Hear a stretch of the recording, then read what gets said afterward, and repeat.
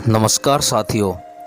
आज हम बात करने वाले हैं महापुरुष स्वामी विवेकानंद जी के बारे में।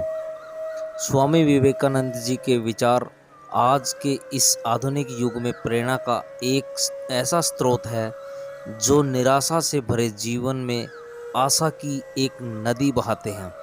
उनके ओजस्वी भाषण, उनके द्वारा दिए गए प्रेरणादायक उपदेश जीवन में आगे बढ़ने के लिए और जीवन में सफलता हासिल करने में सहायता प्रदान करते हैं। भारत के महान विचारकों में से एक है स्वामी विवेकानंद जी। स्वामी विवेकानंद जी वेदों उपनिषदों के महान ज्ञाता, एक प्रमुख वक्ता भी रहे हैं।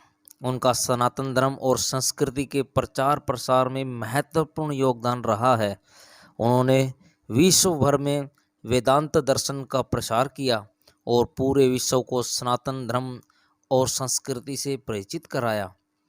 ये स्वामी जी की शिक्षा का ही असर था कि भारत की गुलामी के समय में लोगों के अंदर राष्ट्रवाद की भावना को बल मिला और इस भावना से ही लोगों में एकता स्थापित की, जिससे गुलामी की जंजीरों को तोड़कर भारत की आज़ादी में महत्वपूर्ण भूमिका निभाई।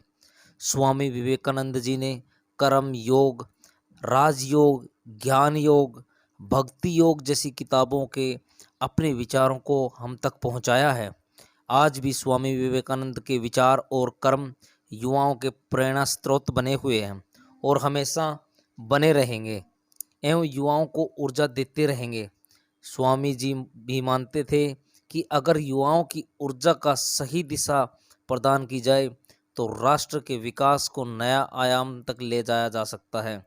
आज का युवा जीवन में चारों ओर से निराशाओं से घिरा हुआ है। ऐसे में स्वामी विवेकानंद के विचार ही उनके कर्म करने के लिए उत्साहित कर सकते हैं। स्वामी विवेकानंद के विचार युवाओं के लिए एक गुरु की भांति एवं पथ प्रदर्शक के रूप में हमेशा उनके साथ रहते हैं और उन्हें महान कार्य करने के लिए प्रेरित करते हैं।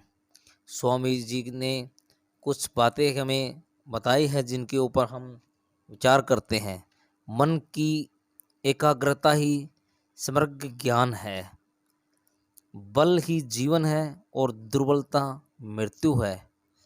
ज्ञान का प्रकाश सभी अंधेरों को खत्म कर देता है। ज्ञान का प्रकाश सभी अंधेरों को खत्म कर देता है। भय और अपूर्ण वासना ही समस्त दुखों का मूल है।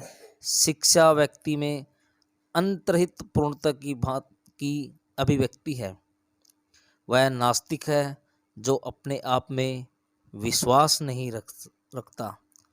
जितना बड़ा संघर्ष होगा, जीत उतनी ही शानदार होगी। सत्य को स्वीकार करना जीवन का सबसे बड़ा पुरुषार्थ है। समस्त प्रकृति आत्मा के लिए, आत्मा प्रकृति के लिए नहीं है। पवित्रता, धैर्य और उद्यम, ये तीनों गुण मैं एक साथ चाहता हूँ। आकांक्षा, अज्ञानता और असमानता, यह प्रबंधन की मूर्तियां हैं। अगर संवाद की इंद्रियां को ढील दी तो सभी इंद्रियां बेलगाम दौड़ेगी। उठो जागो और तब तक लक्ष्य की प्राप्ति ना हो जाए तब तक मत रुको। यानी उठो जागो और जब तक लक्ष्य की प्राप्ति ना हो जाए तब तक मत रुको।